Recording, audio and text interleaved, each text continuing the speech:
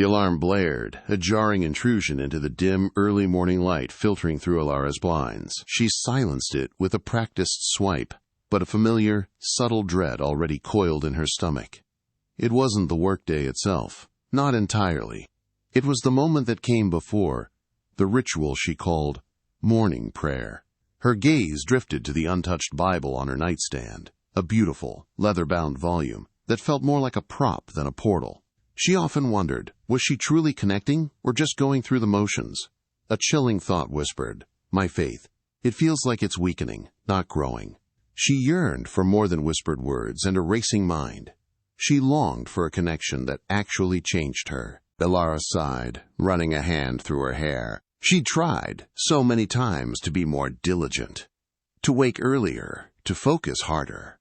But the pattern always reasserted itself. Her mind, a buzzing hive of to-do lists and anxieties, would hijack her intentions. She'd start with a sincere thought, then drift to an email she forgot, a grocery list, or what to wear. It was like her heart was on a treadmill, running tirelessly but going nowhere. She recognized it now, this autopilot state. It wasn't devotion. It was distraction dressed as devotion, an empty routine that left her feeling more hollow than fulfilled. A memory resurfaced, vivid as a dream. Elder Silas, his voice calm yet resonant, speaking about the teacher's words. "When you pray," he'd said, "don't babble on like pagans, thinking you'll be heard because of your many words." He'd spoken of a living, breathing, transforming relationship, not a rote recitation. The idea had resonated deeply then, a glimmer of what prayer could be. Ilara remembered feeling a surge of hope, a profound longing for that kind of intimacy. She wanted a relationship, not just lifeless phrases rattling in an empty room. The next afternoon, Ilara found herself in Elder Silas's study.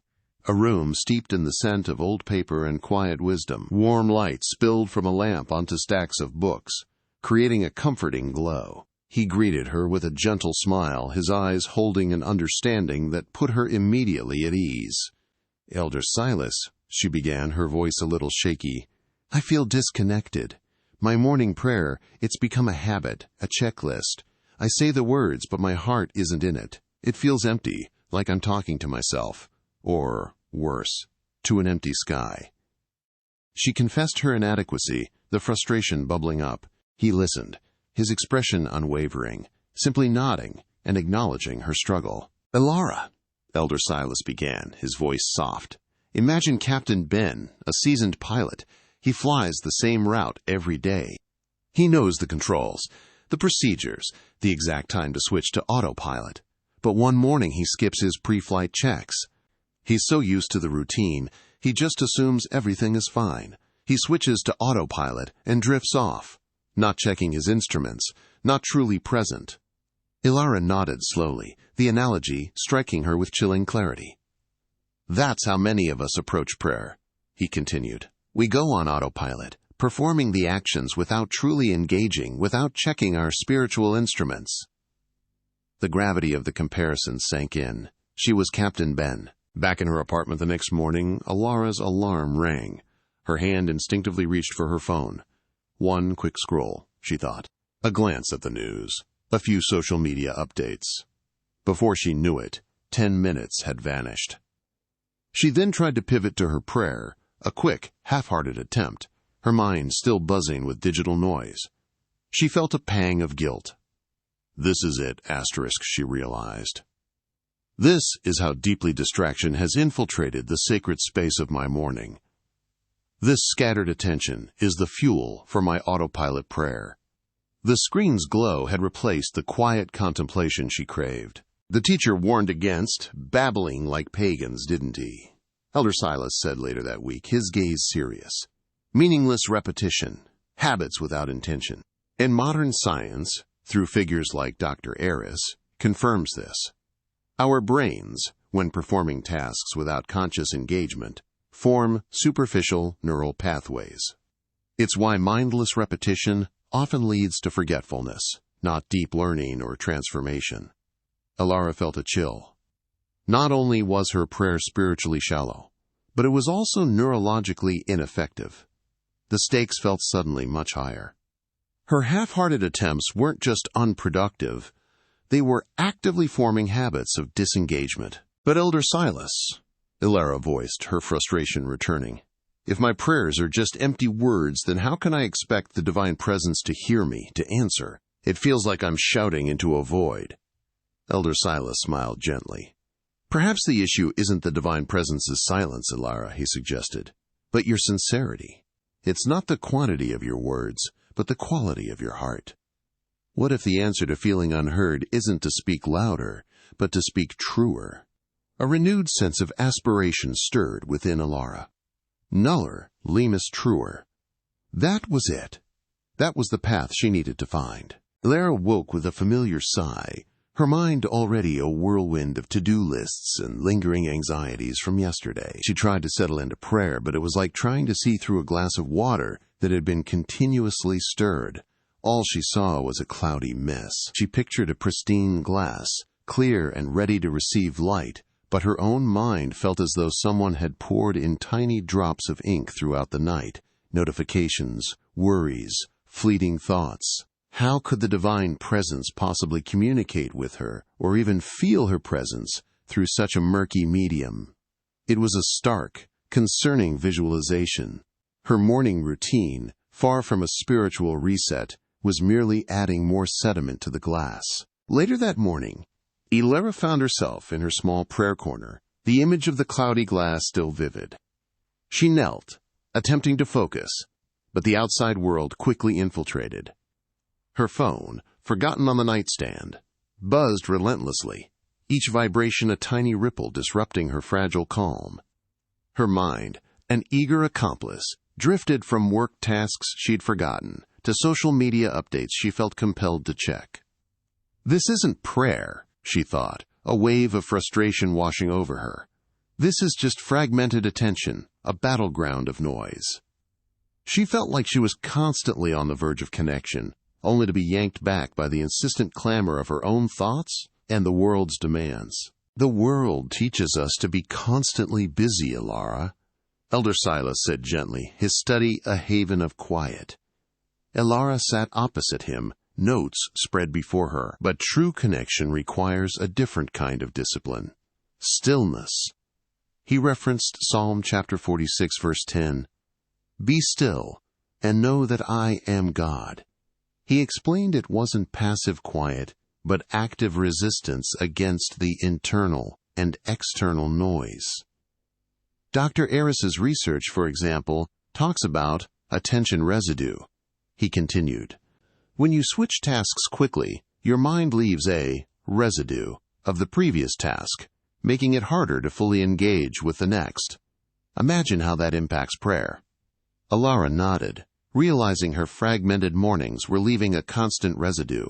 The next morning, Ilara woke with a renewed sense of purpose. As her alarm chimed, her hand instinctively reached for her phone, but she stopped. Goodness, she thought. Not today. She took a deep breath, then another, resisting the urge to scroll, to check, to fill the silence. It felt like warfare, a quiet battle against the whisperer of distraction. She closed her eyes, focusing on her breath, allowing the Divine Presence to slowly, subtly, begin to clear the murky waters of her mind. "Lord, I'm here," she whispered, her voice barely audible. A subtle shift occurred within her, a tiny, almost imperceptible lightening of her inner landscape. It was a start. When Ilara met Elder Silas again, she fidgeted slightly, unsure how to articulate her experience. "It was awkward," she admitted, a small laugh escaping her. "My mind still raced, and I kept wanting to check my phone or think about work." Elder Silas listened patiently, a gentle smile on his face. "But then," she continued, "for a few moments it was different. There was this quiet, a small sense of peace I haven't felt in a long time." She looked up, a tentative hope in her eyes. It was hard, but it wasn't nothing. It felt promising. He simply nodded, affirming her imperfect yet meaningful first taste of true stillness. Ilara's mind, usually a quiet sanctuary in the early morning, often felt like a crowded room. She'd kneel to pray, attempting to focus, but the echoes of yesterday's worries and tomorrow's to-do lists clamored for attention. It was like trying to have a deep, intimate conversation with her friend Anya at a raucous party. The words she wanted to say to Anya would be lost in the din, and Anya's replies would be drowned out. How could she truly hear the divine presence's whisper when her own inner chatter was so loud? She knew she was drowning out God's whisper with her own mental noise, and a wave of frustration washed over her. Later that day, on her commute, Ilara observed the world around her. Every person on the train had headphones in, eyes glued to a screen. In the elevator, silence lasted only seconds before someone pulled out a phone, scrolling. It was a pervasive, modern fear of stillness. She realized she was no different. True silence felt uncomfortable, like an empty space she felt compelled to fill. But what if, she wondered, that discomfort was exactly what she needed to push through? What if the silence she feared held the very answers she longed for? She yearned for a peace beyond the noise, a connection that didn't demand constant input. Back in Elder Silas's cozy study, he spoke of ancient wisdom. The divine presence often speaks not in the whirlwind or the earthquake. He began, his voice calm, but in a gentle whisper. He looked at Ilara, a subtle breeze seeming to pass through the room. It's a sound you can only hear when everything else is still. He then brought in Dr. Eris's research on mindfulness, explaining how intentional stillness reduced stress and increased mental clarity. Ilara felt a profound sense of reverence. This wasn't just spiritual theory. It was a scientifically validated path to peace, a way to truly clear the channels for that divine whisper. The revelation settled deep within Ilara. She'd always equated prayer with words, with petitions, with a checklist of things to say. But Elder Silas's words, coupled with her small taste of stillness, shifted her entire perspective. Silence, she realized, was not an absence of effort or a sign of laziness. It was an active posture of listening, a profound act of presence. It was the ultimate form of intimacy, sitting in quiet communion, simply being with the divine presence without a single word. Silence, she concluded internally, is not inactivity, it's intimacy, and it was exactly what she needed to cultivate. Ilara sat in her living room, the late afternoon sun casting long shadows across the worn rug. Her mind, still buzzing from her last conversation with Elder Silas, conjured an unsettling image. She pictured Anya, her usually vibrant friend, entering her apartment, but never to simply share a laugh or a story. Instead, Anya would immediately launch into a list. Ilara, I need a ride. Ilara, can you lend me money? Ilara, I need advice on this problem. Ilara imagined Anya leaving just as quickly once her requests were met, never lingering to just deep. A sharp pang of discomfort pierced Ilara's chest. How shallow would that friendship feel? Asterisk, she wondered, a knot tightening in her stomach. How long before I'd start to dread her calls, or worse, avoid them altogether? The realization hit her with the force of a cold wave. This wasn't just a hypothetical friend. This was a mirror reflecting her own prayer life, a jarring truth she could no longer ignore. The discomfort blossomed into a profound conviction. Ilara's internal world shifted, revealing a stark truth. She mentally scrolled through her typical morning prayer list, a litany of needs, wants, and worries.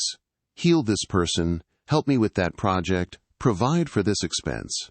It felt less like a conversation with a beloved father, and more like a shopping list handed to an impersonal supplier.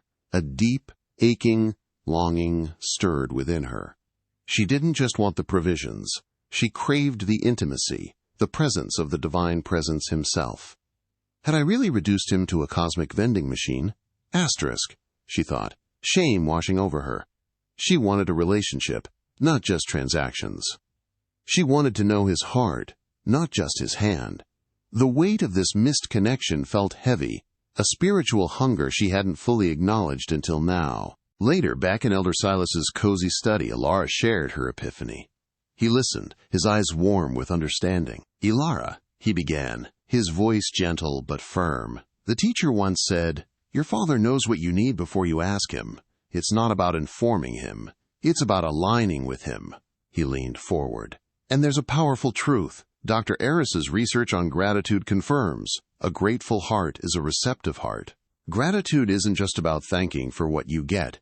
It's about acknowledging who he is. It literally rewires your brain for peace and connection. Ilara felt a wave of enlightenment. The pieces clicked into place. It wasn't about the quantity of requests, but the quality of the heart. A peaceful smile touched her lips, a mental image of a joyful, grateful heart glowing within her. The next morning, Ilara sat in her prayer space, a newfound resolve settling in her heart. Elder Silas's words echoed, "Pray not to get, but to give." This would be her new order of transformation. Before any request, before any worry, she would begin with gratitude. She closed her eyes, breathing deeply. "Thank you for this breath, for the quiet, for the light filtering through my window. Thank you for simply being God." A profound shift began to unfold within her. It felt like opening a door to an entirely different kind of connection, one less about her demands, and more about his divine presence. This wasn't just a change in habit. It was a reorientation of her soul, anticipating a truly holy connection. Ilara stood by her bedroom window, the first hint of dawn painting the sky in soft hues. She closed her eyes, trying to imagine this was her last sunrise, her final morning. What if these few moments, this brief, often rushed conversation with the divine presence, were her last? Would her usual, mumbled requests and hurried thanks truly echo into eternity? A profound urgency settled over her. She saw herself reciting familiar words, empty of the raw emotion she reserved for the truly precious. The thought pricked her heart. If this was her last chance to speak, would she still be counting blessings by rote? Or would she pour out every hidden fear, every deep longing, every forgotten joy? The weight of it was immense. Her breath hitched. This wasn't just about getting through the day. It was about the very essence of her connection, its eternal significance. Later that day, in Elder Silas's cozy study, Ilara recounted her morning's stark realization. He listened, a gentle smile on his face.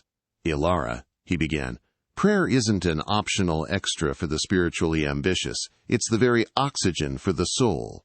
The teacher, in his wisdom, didn't just suggest we pray. He called us to pray without ceasing. Think of it as life support. Without it, the soul gasps, struggles, and eventually, the spiritual flame dims. Ilara nodded gravely, picturing a person desperately trying to breathe. She understood. Her half-hearted prayers weren't just ineffective. They were slowly suffocating her spirit, leaving her vulnerable and weak. Elder Silas's words were a lifeline, a profound reminder of what she had allowed to become a mere habit. Elder Silas leaned forward, his voice serious. "Half-hearted prayer, Ilara, is like facing a battle with a dull sword and a broken shield. It leaves you exposed to the whisperer, vulnerable to every doubt and distraction." Ilara felt a shiver. He continued, "But surrendered prayer, prayer that truly pours out your heart and lets go of your need to control, that is powerful. It's not just spiritual. Dr. Eris's research in neuroscience shows that intentional, heartfelt prayer actually rewires the brain, strengthening neural pathways for peace and resilience. It transforms your inner landscape, making you less susceptible to the chaos of the world. Ilara envisioned a flickering candle versus a strong, steady flame. The choice was clear: remain vulnerable, or embrace the power of true, surrendered connection. The spiritual battle was real, and her prayer life was her most potent weapon. Back in her own prayer corner, the challenge Elder Silas had posed echoed in Ilara's mind. Empty words will not save you. It wasn't just about what she said, but the heart behind it. She understood now that this wasn't about polite religion, but radical relationship. This was about choosing true life. She couldn't afford to merely go through the motions, to offer shallow pleas when her soul craved deep communion. Her future, her peace, her very purpose depended on truly breathing through prayer. She closed her eyes, a fierce determination settling in her heart. No more autopilot. No more superficiality. She would seek a true, life-giving connection with the divine presence, allowing her every breath to become a prayer. Ilara sat across from Elder Silas, the scent of old books and brewing tea filling the air of his cozy study. He picked up a small, exquisitely crafted vase from his desk, its surface crisscrossed with delicate, almost invisible cracks.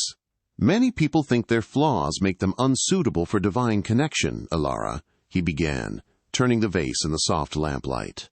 "They try to hide their imperfections, to present a polished, unbroken facade." He then placed a tiny, bright LED light inside the vase. Suddenly, the once hidden cracks glowed, transforming the vessel into a radiant sculpture. But what if those very cracks, when filled with the light, become the most beautiful part, pathways for radiance? Ilara's eyes widened. She saw it immediately, not just the vase, but herself. All the places she felt broken, unworthy, could be precisely where the divine presence chose to shine through. A wave of hope, unexpected and profound, washed over her. It wasn't about being perfect. It was about being present, cracks and all. The image of the cracked, radiant vessel stayed with Ilara long after she left Elder Silas's study. It resonated with a deep, uncomfortable truth she recognized in her daily life. How often did she filter her photos, carefully curating an image of effortless perfection online? At work, she adopted a poised, unflappable persona, masking her anxieties about deadlines and performance. Even with friends, she'd often gloss over her genuine struggles, preferring to offer a cheerful, "everything's fine" reply. It was a habit, a performance, deeply ingrained. And she knew, with a pang of self-recognition, that she dragged that same habit into prayer. She would recite phrases she thought she should say, offering up generalized requests, meticulously avoiding the raw, messy truths of her heart. How could the divine presence truly connect with a version of herself that didn't even feel real? Back in Elder Silas's study, Ilara confessed her struggle to him. "I feel like I'm constantly performing, even in prayer," she admitted, her voice barely a whisper. Elder Silas nodded gently. "The divine presence doesn't need your performance, Ilara. He desires your presence." He picked up his worn Bible. King David, a man after God's own heart, wrote, "The sacrifices of God are a broken spirit. A broken and contrite heart, O God, you will not despise." He paused, meeting her gaze. And modern psychology agrees. Dr. Aris, a prominent researcher, finds that true emotional expression, owning our vulnerabilities, is crucial for mental and spiritual healing. Ilara felt a profound sense of comfort, a weight she hadn't realized she was carrying beginning to lift. It was an invitation, not a judgment.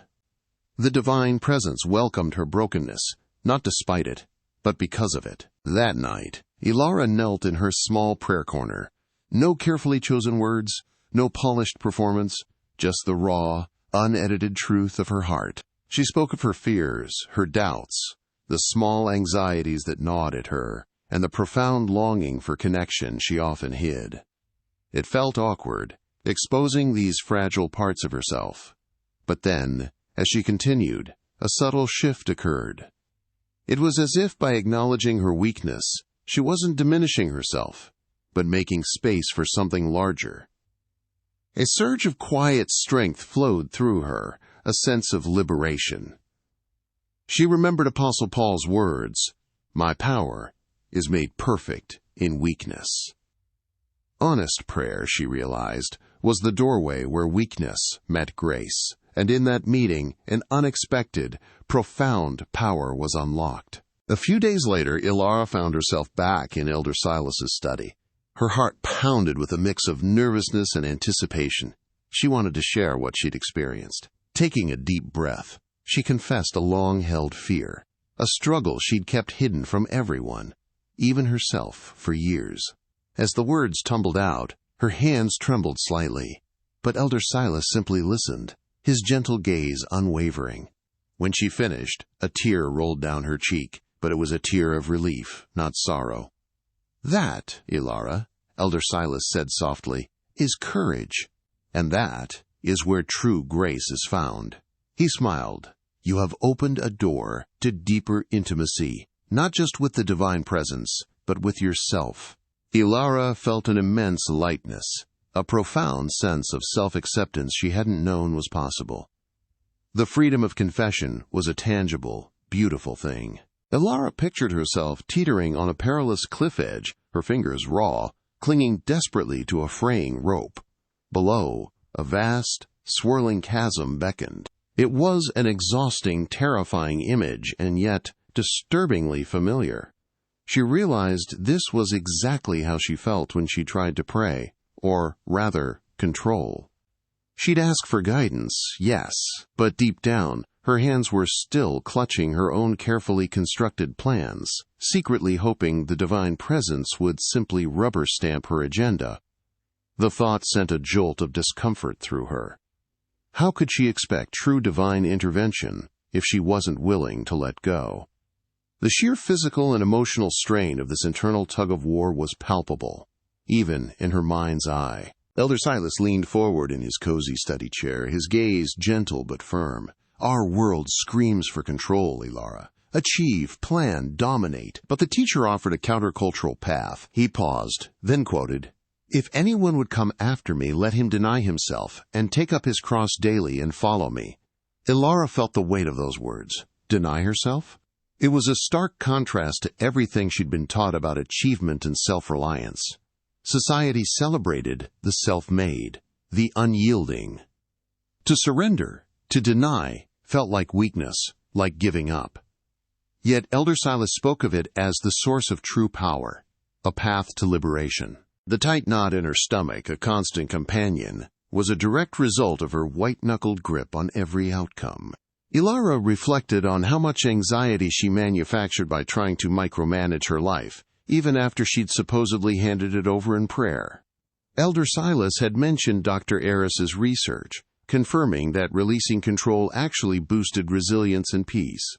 It resonated deeply with the scripture, the peace of God which transcends all understanding. It wasn't about indifference, it was about trust. The paradox was clear. The more she tried to control, the more agitated she became. The more she released, the deeper the calm settled. Ilara closed her eyes, imagining her tightly clenched fists slowly unfurling. The divine presence, she realized, couldn't truly fill a cup that was already overflowing with her own plans and anxieties. Her prayers, too often, had been negotiations, not surrender. "Are my prayers really surrender?" she whispered internally. "Or are they just a fancier way of trying to dictate terms?" The question hung heavy in the air, demanding an honest answer. Today, she chose surrender. She chose to empty her hands, to truly let go of the fraying rope of her own agenda. A profound sense of lightness, almost freedom, washed over her. It was a terrifying, exhilarating decision. Ilara stood before her bathroom mirror, the harsh morning light doing little to soften her critical gaze. She traced the faint lines forming around her eyes, the slight imperfections she'd scrutinized for too long. Is this really who I am, or just what the world tells me I should be? The reflection seemed to shift, momentarily blurring as if it couldn't decide what to show her. She'd spent years comparing herself to curated images, to the polished successes of others. But what if there was another way to see herself? A truer way. A whisper of an idea, a concept Elder Silas had hinted at, started to form. What if prayer itself was a mirror, not one that reflected her flaws or the world's expectations, but one that revealed her identity through the eyes of the divine presence? Could it really offer such clarity? She longed for that kind of unwavering truth. Her phone, clutched in her hand moments later, offered only a distorted, cracked reflection. Ilara scrolled through her social media feed, a familiar knot tightening in her stomach. Perfect bodies, exotic vacations, career milestones, an endless stream of who she should look like, what she should achieve.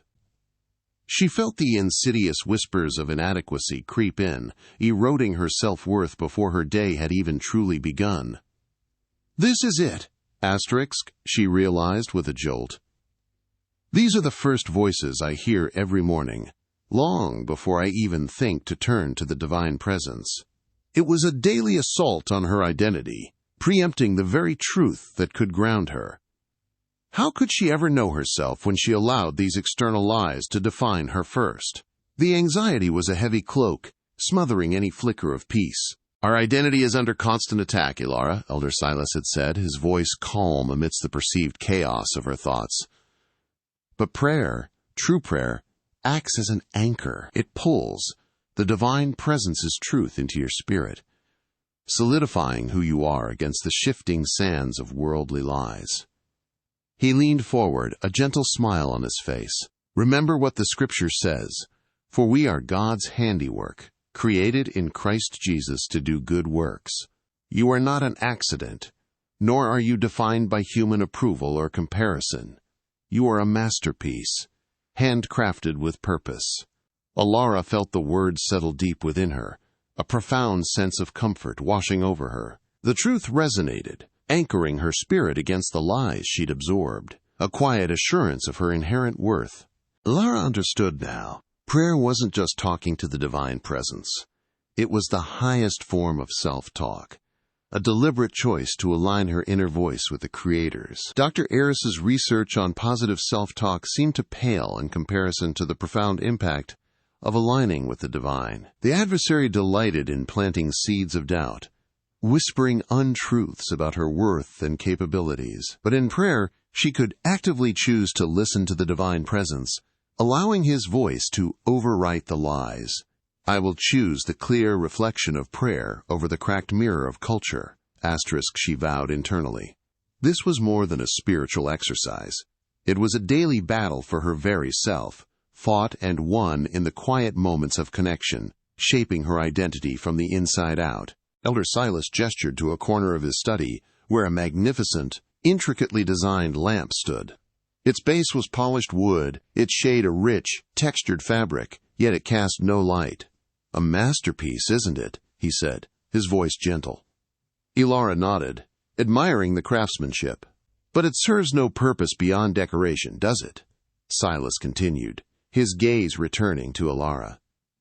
"It's unplugged, and many of us, Ilara, are like this lamp, designed with incredible purpose, capable of radiating light into the darkest corners, yet we remain unlit, disconnected from our power source." A familiar pang of recognition hit Ilara.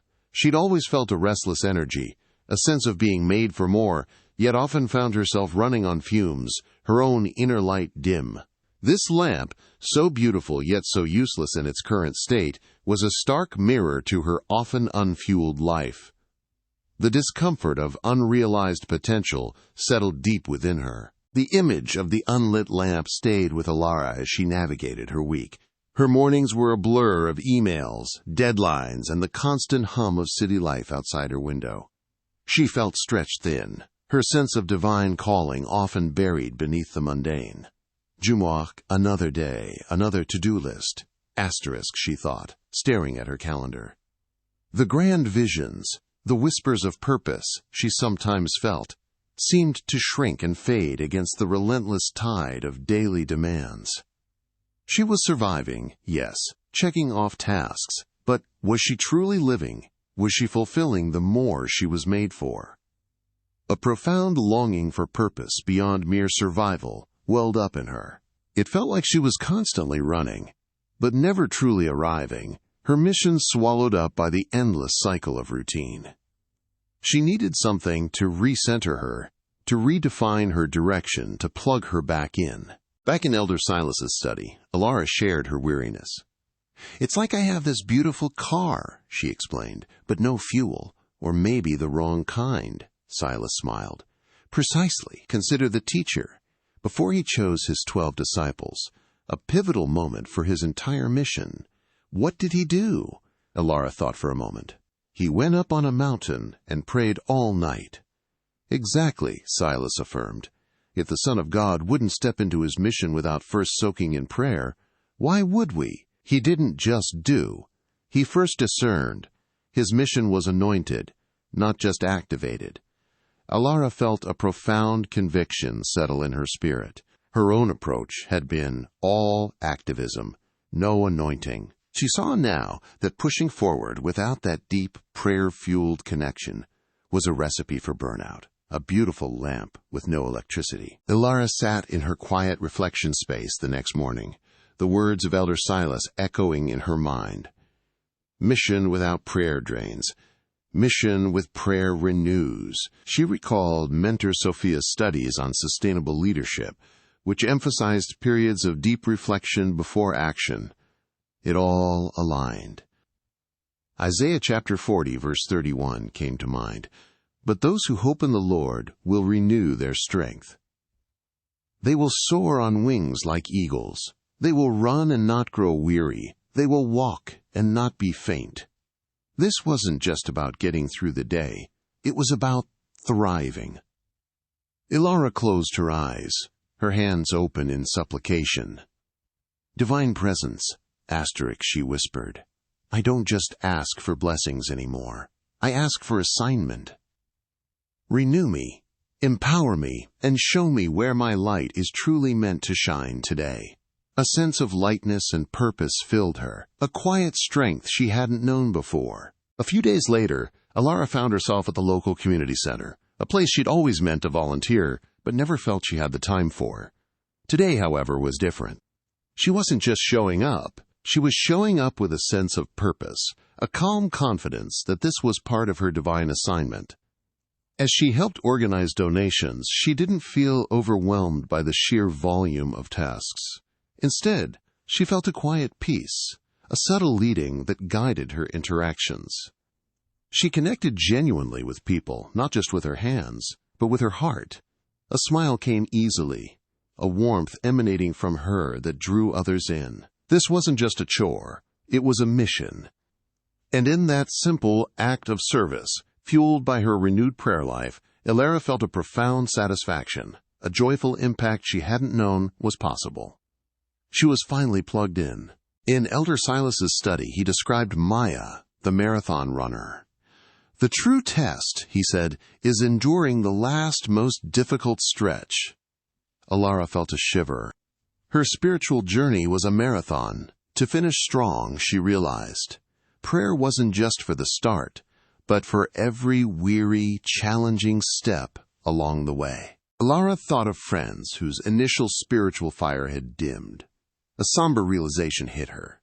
Prayer had stopped being their lifeline. Without that constant connection, faith became mere tradition, a faded echo. She couldn't let that happen. The warning was stark, undeniable, burning in her mind. Elder Silas shared the teacher's parable of the persistent widow.